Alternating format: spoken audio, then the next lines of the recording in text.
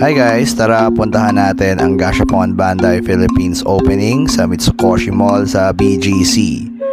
Swerte akong na-invite dito and I was really happy. Nakita ko to personally and ang dami nating pwedeng toys na ma-pull or ma-roll dito sa lugar na to. Ang token dito is 65 pesos per token. Usually 2 tokens yung mga toys dito. Meron ding 5 and meron ding mga 15 tokens. So medyo mahal yung iba pero worth it naman. So tingnan natin yung mga makikita nating toys dito. We have different genres. Merong pagkain, mga miniature na pagkain na pwede mong gawing keychain. Meron ding, ayan, tulad nito mga sushi and mga cup noodles. Ayan, 65 pesos per token again ha.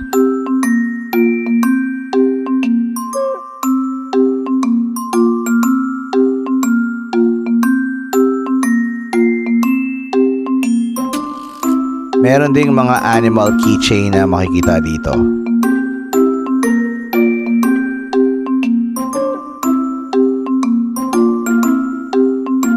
Pero syempre ang pupuntahan mo yung mga anime related merch. May Tokyo Revengers, may Gundam, meron din syempre mga Yu Yu Hakusho or Ghost Fighter, sabi nga nila dito sa Pinas. Meron din syempre One Piece.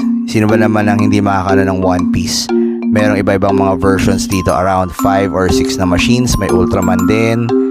And ayan, meron ding mga para sa mga admirals ng One Piece. Meron ding acrylic keychains and stands.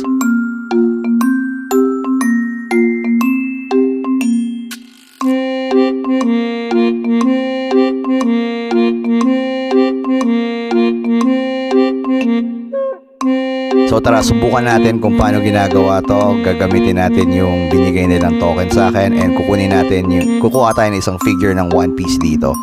Kukunin ko yung merong may Luffy pero hindi natin sure kung si Luffy nga yung makukuha natin.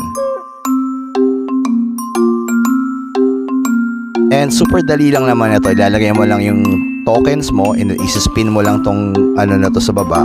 Lalabas sa yung capsule sa port dito sa area na to. So ayun, makikita mo na kung ano yung mga makukuha mo. Ito si Aaron, kumuha din siya ng Sanji and yung akin malas ko kasi si Brook yung nakuha ko.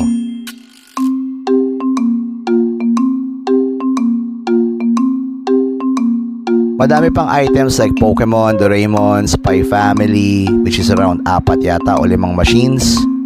Merong Hunter x Hunter or Hunter x Hunter, may City Hunter, and iba-iba pang mga ano.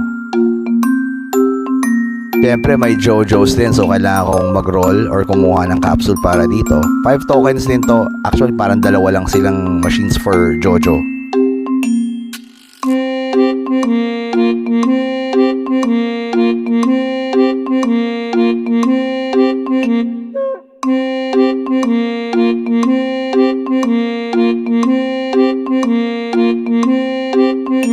Nagbigay din sila ng food and matcha na vouchers na dinala ko sa baba. The Matcha Tokyo is just one floor down. And ito yung mga menu nila. Ayan, tara. Salamat Mitsukoshi and GBO.